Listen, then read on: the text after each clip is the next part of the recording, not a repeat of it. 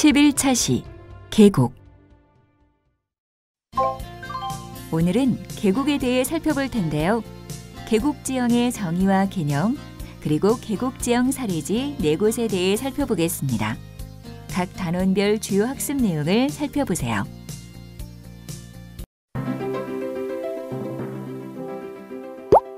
1. 계곡 관련 명승의 이해. 앞서 이야기한 대로 우리나라는 백두대간이 우리 국토의 중요한 뼈대를 이루면서 수없이 많은 산이 솟아오른 토대 위에 세워진 나라입니다. 이러한 자연 환경은 수없이 많은 명산이 곳곳에 위치하도록 만들었으며 명산과 더불어 수많은 계곡 지형이 우리 국토 곳곳에 위치하게 하였습니다. 이러한 계곡 지형은 백두대간의 중추인 설악에서 대간의 끝자락에 솟아오른 곳에 이르기까지 무궁한 심산유곡의 선경을 형성하고 있습니다. 우리나라에서 처음 명승으로 지정된 청학동 소금강을 비롯해 설악산의 12선녀탕, 비선대와 천불동 및 지리산의 한신계곡과 경기도 포천에 위치한 멍우리 협곡은 모두 계곡 지형을 대표하는 명승입니다. 일반적으로 계곡은 좁고 길게 움푹 들어간 지형 또는 그러한 지형에 흐르는 물을 의미합니다. 소는 여울에서 흐르던 물이 잠시 넓고 깊게 모여 고이는 곳을 뜻하며 늪이나 습지를 가리키며 대표적인 예로는 강원도 정선에 위치한 용마소 등이 있습니다. 담은 물이 모여 고여있는 곳을 의미하며 사전적인 의미로는 물이 고인 깊은 못으로 폭포와 연결되지 않은 하식 작용에 의해 형성된 못을 지칭합니다. 한라산 정상에 위치한 백록담이 우리나라의 대표적인 담입니다. 그러나 소와 담은 그 사전적 의미에 딱 들어맞게 완전히 구분되어 사용되지는 않으며 곳에 따라 혼용되기도 합니다. 현재 계곡 지형 중 명승으로 지정된 유산으로는 다음과 같이 총 14개의 지형이 있는데요. 그중 다음의 4개의 사례지에 대해 살펴보겠습니다. 2. 계곡 관련 명승 사례. 그럼 먼저 동해 무릉계곡에 대해 살펴보겠습니다. 명승 제37호로 지정된 동해 무릉계곡은 크게 다음의 3가지 키워드로 살펴볼 수 있는데요. 지금부터 키워드를 중심으로 살펴보겠습니다. 2008년 명승 제37호로 지정된 무릉계곡은 동해시의 백두대간 줄기에 위치한 두타산과 청옥산을 배경으로 동쪽 사면에 위치해 있는데요. 이곳은 계곡 입구에 자리한 호암소에서 시작해 용추폭포가 있는 곳까지 약 4km에 달하는 계곡으로 깨끗한 계류와 소, 기암괴석과 울창한 수림, 병풍처럼 두른 산줄기가 어우러져 절경을 이루는 경승지입니다. 이러한 무릉계곡에는 무릉반석을 비롯해 호암소, 선녀탕, 장군바위, 쌍폭포, 용추폭포 등 다양한 계곡 지형이 연계 경관으로 이어지는 곳이며 동해안 제1의 산수라는 말이 있을 정도로 아름다운 자연 경관의 백미를 보여주는 곳입니다. 이처럼 아름다운 무릉계곡에 들어서면 가장 먼저 무릉반석을 만날 수 있는데요.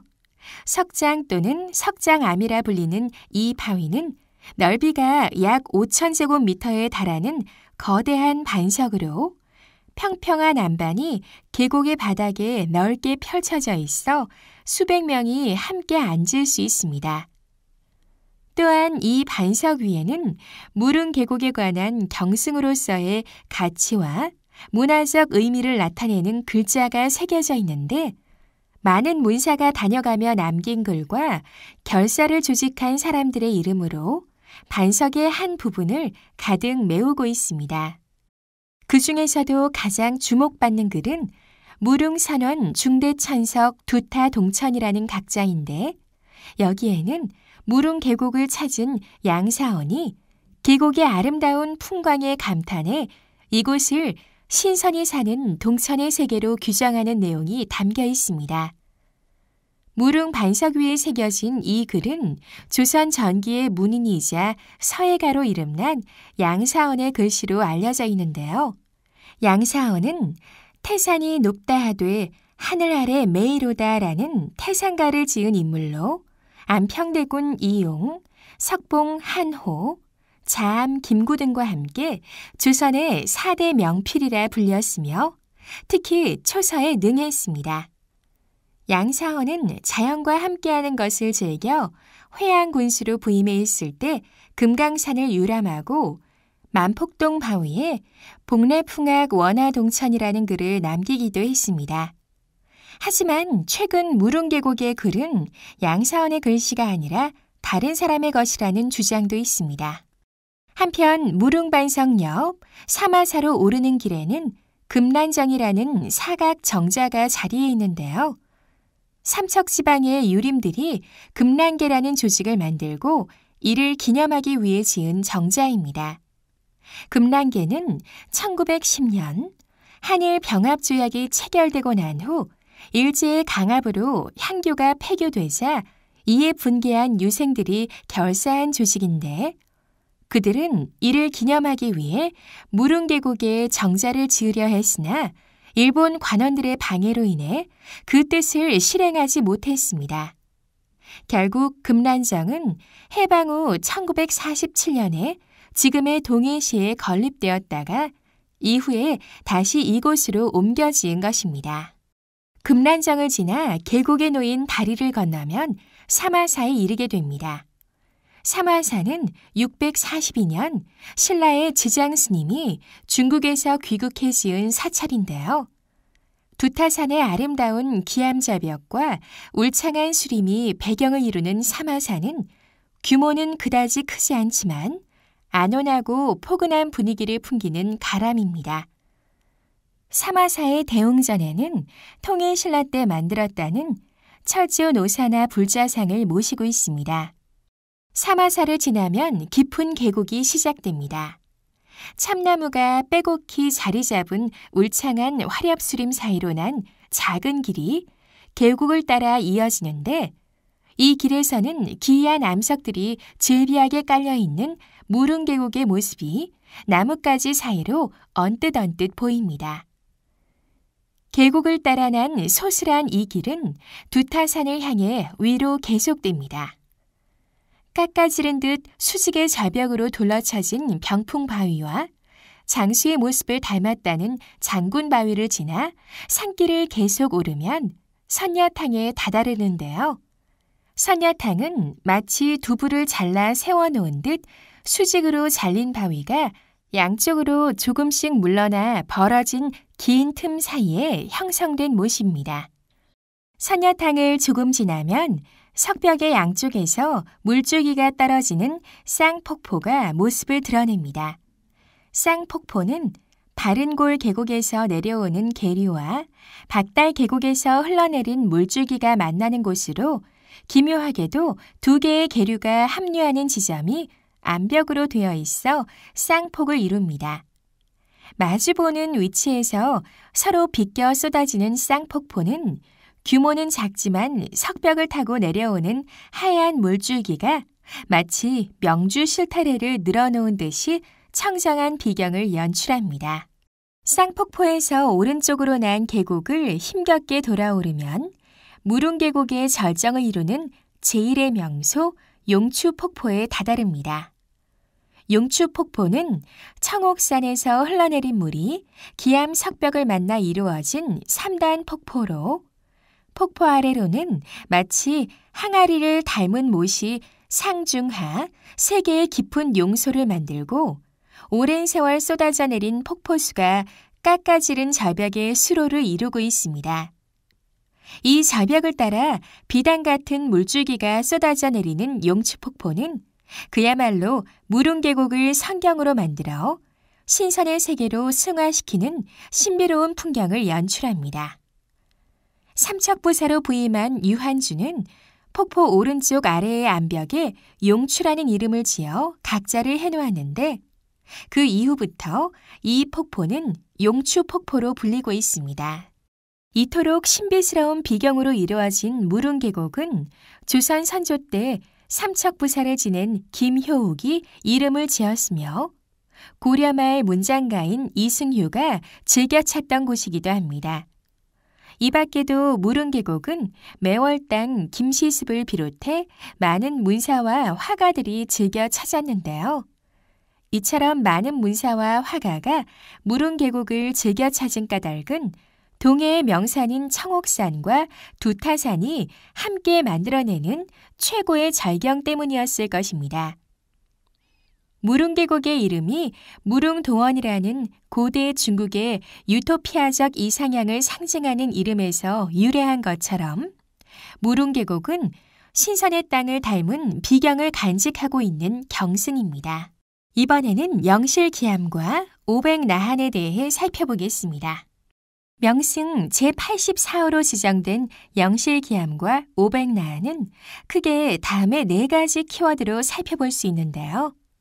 지금부터 키워드를 중심으로 살펴보겠습니다. 명승 제84호 영실기암과 오백나한이 위치한 영실의 풍광은 기암자벽과 수많은 바위로 이루어져 금강산의 만물상을 닮았다고 해서 한라의 만물상이라 불리는데요. 한라산 정상에 우뚝 솟은 봉우리 바로 아래에서 남서쪽으로 완만하게 흘러내리는 지형을 따라 고원지대를 지나면 깎아지른 듯한 절벽이 마치 병풍처럼 둘러쳐진 골짜기가 나타나는데 이 골짜기에서 바라보면 영실계곡의 절경이 눈앞에 마주하듯 펼쳐집니다. 이처럼 영실계곡은 기암 괴석들이 하늘을 향해 빙 둘러 솟아있는 곳으로 한라산이 숨겨놓은 비경 중의 비경입니다. 행정구역상 제주 서귀포시 하원동에 속한 영실계곡은 해발 1,400에서 1,600m 지대에 깊게 파인 매우 큰 골짜기인데요.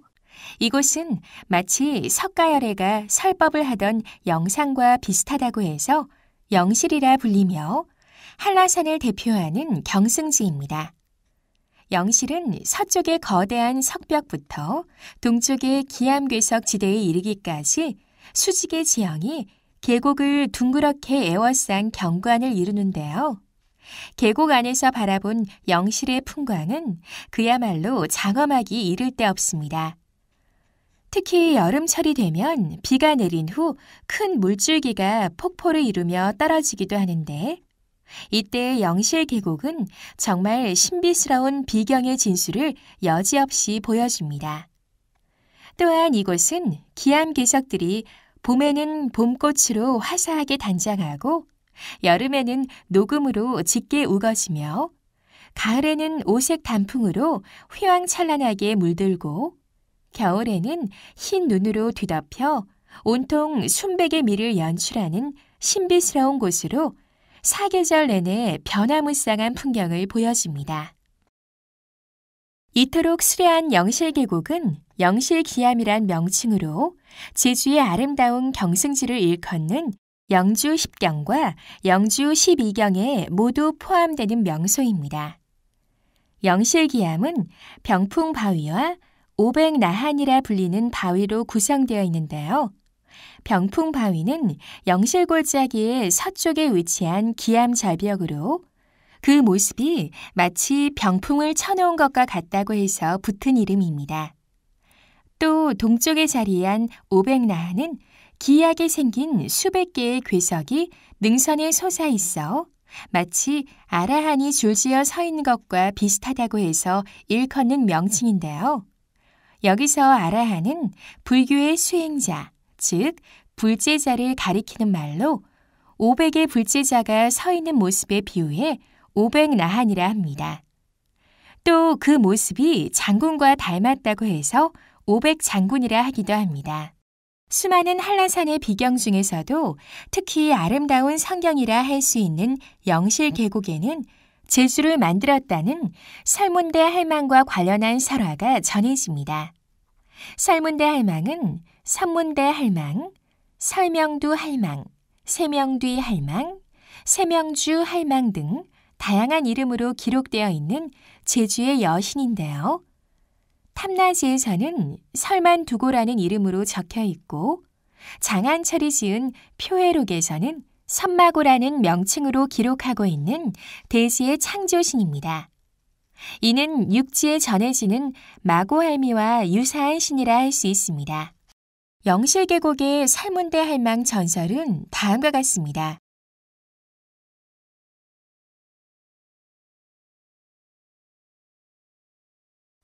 이 이야기에는 제주도 사람들의 삶이 반영되어 있습니다.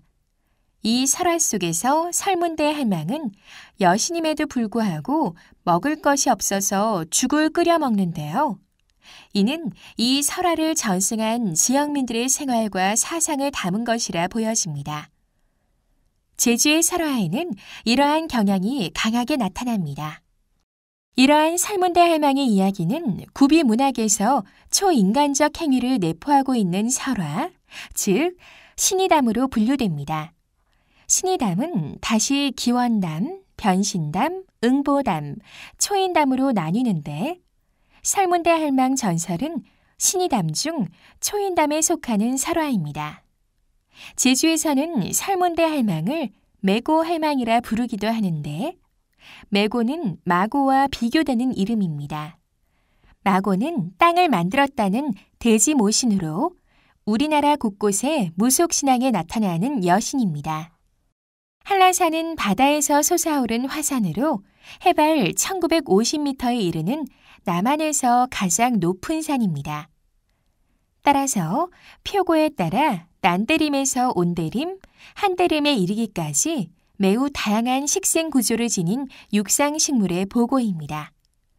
영실부구는 한대성 기후를 나타내는 지대로 동쪽 암벽에는 구상나무, 주목, 흰 진달래, 고채나무 등 특수한 수종이 한대성 원시림을 이루며 서쪽 암벽에는 설매자, 시로미, 병꽃나무 등 관목이 주종을 이루고 있습니다.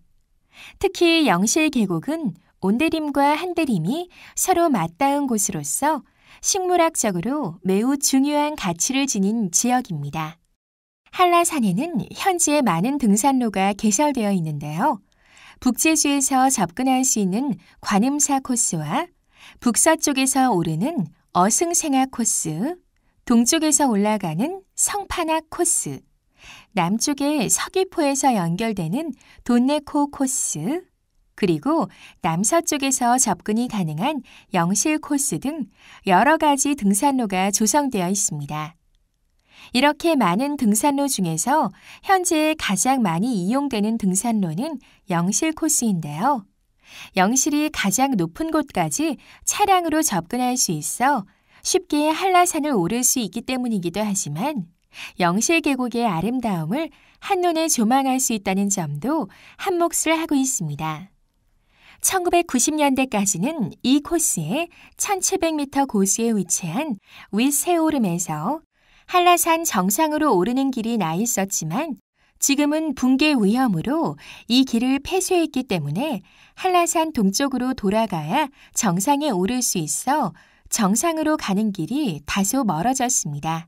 다음으로 포천 한탄강 멍우리 협곡에 대해 살펴보겠습니다. 명승 94호로 지정된 포천 한탄강 멍우리 협곡은 크게 다음의 두 가지 키워드로 살펴볼 수 있는데요. 지금부터 키워드를 중심으로 살펴보겠습니다. 명승 제94호 멍우리 협곡이 위치한 한탄강은 분단의 강인데요. 철조망으로 가로막힌 군사 분계선 너머 북쪽의 땅에서 시작해 남으로 흘러내리는 남북 분단을 상징하는 강입니다. 따라서 동족 상잔의 비극이었던 한국 전쟁의 아픈 기억으로 점철된 수많은 이야기를 담고 있는 강. 우리 현대사의 중심에 위치한 강이 바로 한탄강입니다.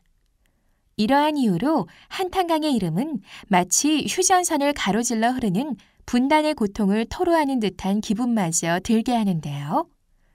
한자어의 소리가 한숨으로 탄식하다는 한탄이란 느낌이 들어 오해를 부르기도 하지만 여기에서 한탄은 한여울, 즉 큰 강을 의미하는 어휘입니다. 이외에도 한탄강 유역의 지명은 여울 또는 내와 관련한 이름이 많습니다. 한탄 외에도 차탄, 신탄, 포천, 연천, 온천 등이 모두 강물과 관련 있는 지명입니다.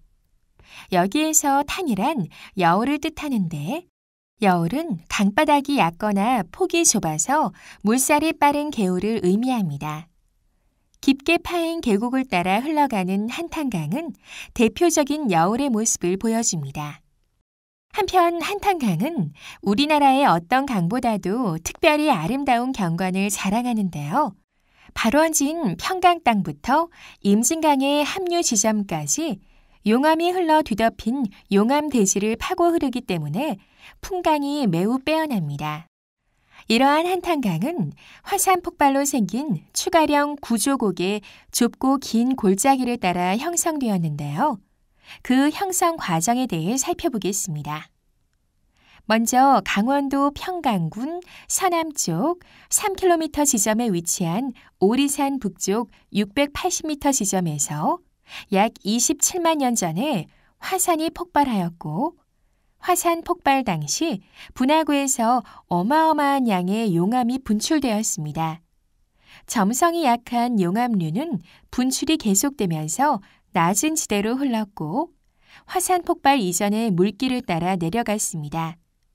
옛 물길은 불길로 바뀌었으며 강물을 만한 용암은 뜨거운 수증기를 내뿜으며 굳었지만 또다시 밀려든 용암은 강을 넘어 주변을 가득 채우며 흘러내렸습니다.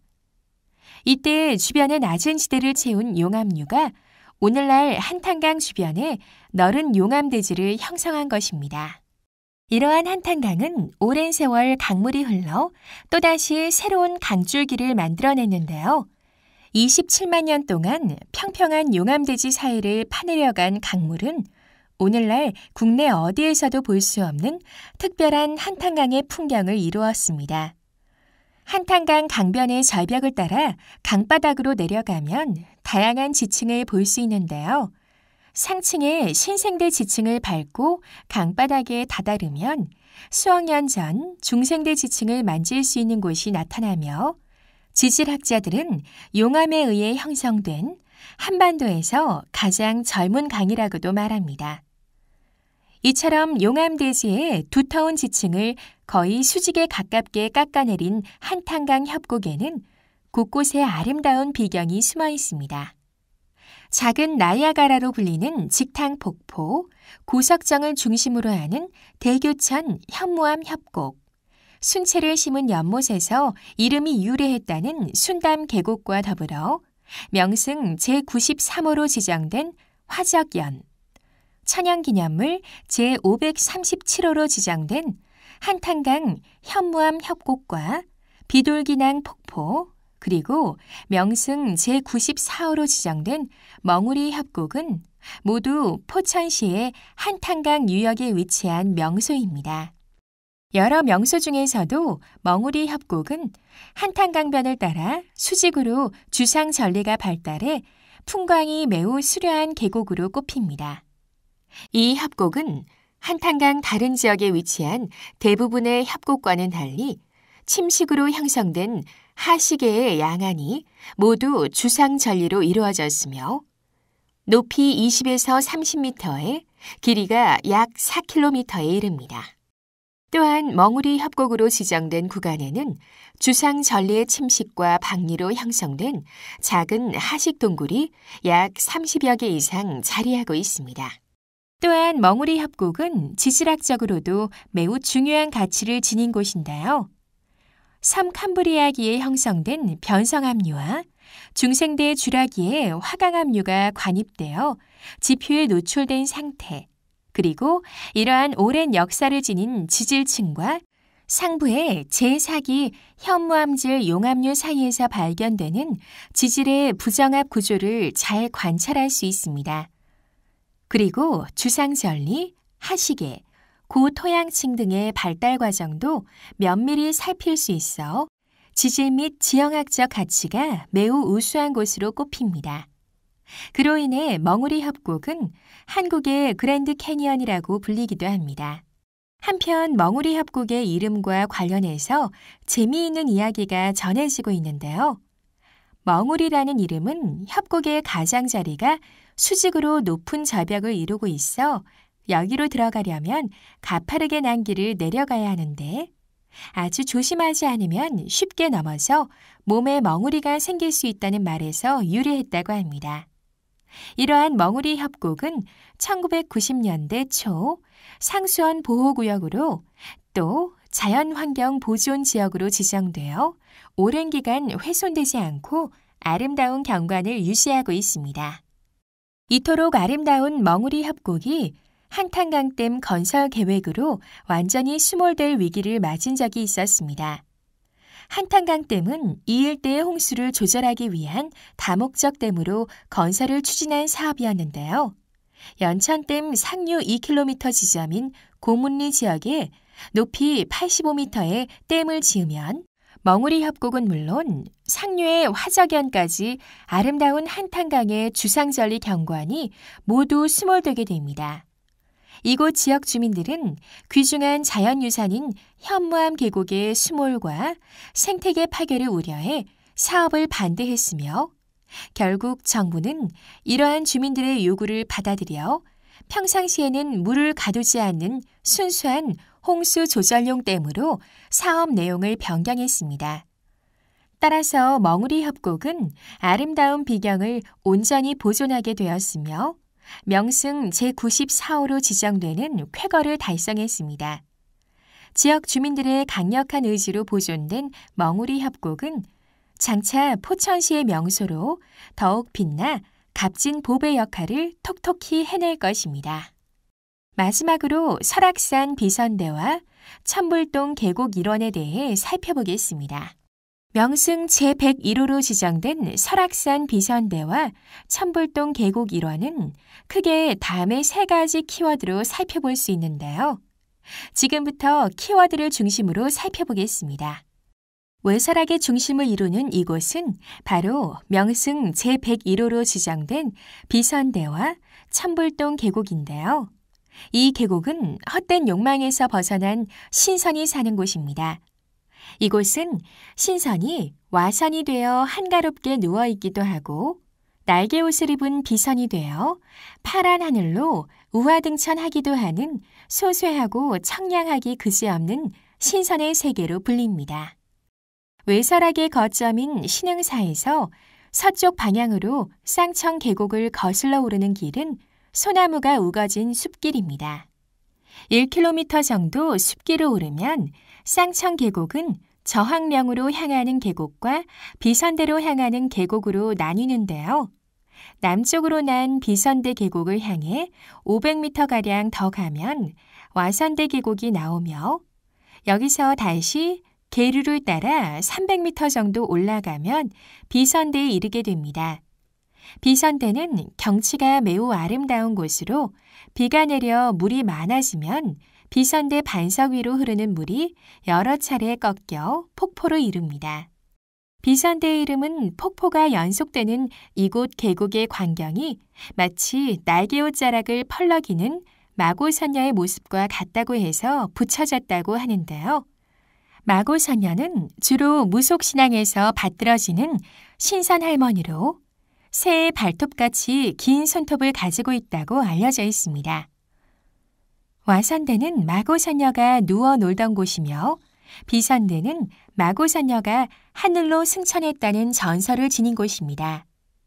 한편 비선대 계곡은 봄이 오면 온 계곡에 사냐초의 꽃이 만발해 꽃향기가 골짜기를 가득 메우고 여름에는 숲이 우거져 지푸른 녹음으로 산과 계곡이 모두 뒤덮여 청량한 심산유곡을 이룹니다. 또한 가을이 오면 선홍색과 진노랑색 등 오색 단풍으로 거대한 바위산이 아름답게 치장을 하고 겨울에는 하얀 눈꽃이 온통 골짜기를 장식하는 곳으로 외설악 가운데서도 으뜸 가는 절경을 지닌 계곡입니다. 비선대 앞에는 바위로 된 삼각 모양의 봉우리가 우뚝 솟아 있습니다. 이 안봉은 장군봉이라 하는데 중간 허리쯤에 기묘하게도 석굴이 자리하고 있습니다. 경사가 심해 오르기 힘든 비탈길과 바위의 수직벽에 간신히 걸쳐놓은 철제 구름다리를 기듯이 올라야 하는 위험한 곳에 자연적으로 형성된 금강굴인데요. 굴 안의 넓이는 23제곱미터 정도 되며 관세음 보살상을 모셔놓았고 굴의 천장에서 한 방울씩 떨어지는 물은 약수로 유명합니다. 금강굴은 설악산의 8가지 기이한 자연현상을 의미하는 설악 8기 중 하나인데요. 금강유혈이라 하여 금강굴의 커다란 석산에 큰 구멍이 뚫린 신기롭고 기이한 모습을 8기의 하나로 꼽은 것입니다. 신홍사의 부속암자인 금강굴은 일찍이 신라시대에 원효대사가 수도한 곳이라고 전해지며 높은 위치에 자리한 금강굴에서는 겹겹이 중첩된 석벽과 같은 천불동 계곡의 아름다운 경관을 조망할 수 있습니다. 한편 비선대는 예로부터 많은 시인 묵객이 찾은 곳으로도 유명한데요. 비선대 너럭바위 안반에는 많은 글자가 새겨 있습니다. 그 중에서도 비선대라고 큰 글씨로 음각된 글자가 대표적인데요. 이것은 양서원의 글씨라고 알려져 있는데 양양읍지에서는 윤순이 쓴 것이라고 기록하고 있습니다. 사실 비선대를 제외하면 설악산은 유림들이 많이 머문 것에 비해 바위의 각자가 많지 않습니다. 장희빈과 얽힌 기사환국으로 처참한 가난을 겪은 사면 김창흡은 아버지가 사사되자 심산을 찾아 은거했는데요. 청년 시절 설악을 탐방하고 설악의 풍광에 매료된 그는 설악산에 들어와 오랫동안 머물렀으며 구곡담 계곡에 백운정사를 세우기도 했습니다.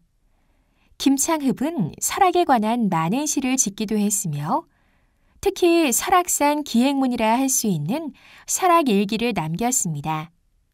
한편 50대 후반에 5년 동안 설악산에서 은거한 사면은 비선대를 탐방하고 비선대라는 시 한 편을 짓는데 그 내용은 다음과 같습니다.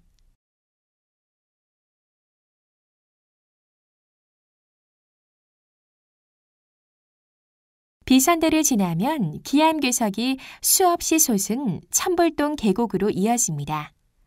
천불동 계곡은 비선대에서 문주담, 이호담, 귀면암, 오련폭포, 양폭, 희운각 대피소를 거쳐 소청봉과 중청봉으로 이어지는 등산 코스인데요. 여러 개의 담과 폭포가 계속되는 천불동 계곡은 주변에 솟아오른 수많은 바위와 암봉이 특히 아름다운 풍경을 이루고 있습니다.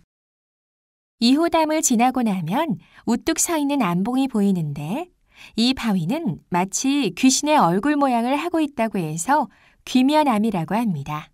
귀면암을 거쳐 천불동 계곡을 계속 올라가면 오련폭포를 만날 수 있는데요. 오련폭포는 폭포 5개가 연이어 있다고 해서 붙은 이름입니다.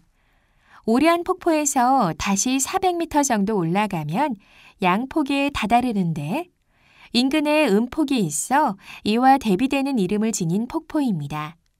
양폭에서 오른쪽으로 난 계곡을 따라 잠시 더 오르면 천불동 계곡에서 가장 끝에 자리한 천당폭포에 이릅니다. 우거진 나뭇가지 사이로 우렁찬 소리와 함께 쏟아지는 천당폭포는 자그마한 하늘과 바위숲, 폭포수만이 전체를 이루고 있어 새 속의 온갖 때를 모두 다 씻은 듯 깨끗한 모습을 지닌 폭포입니다. 오늘의 학습 내용 잘 살펴보셨나요? 학습 내용을 잘 이해했는지 퀴즈를 통해 확인해 보겠습니다. 문제는 총 5문제가 제시되며 기회는 2번 주어집니다.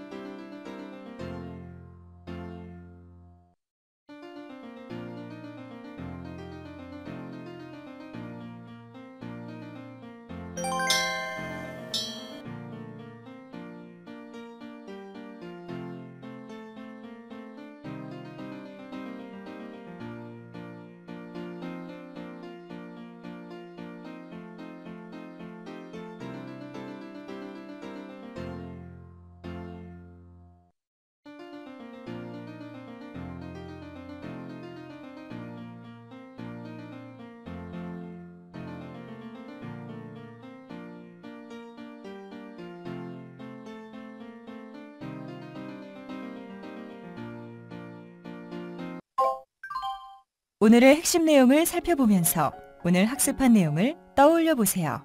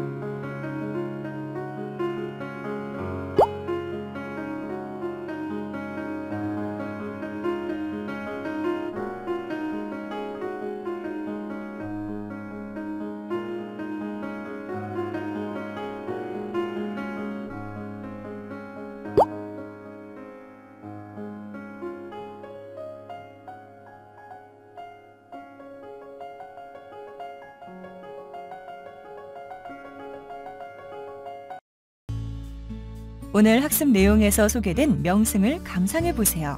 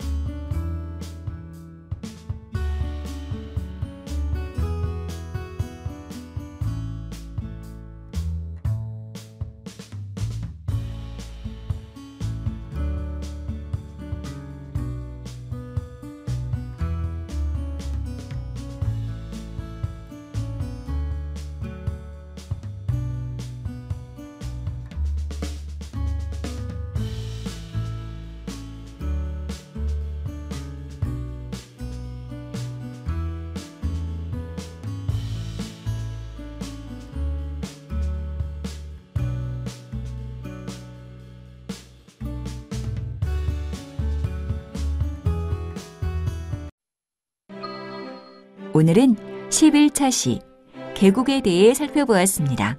수고하셨습니다.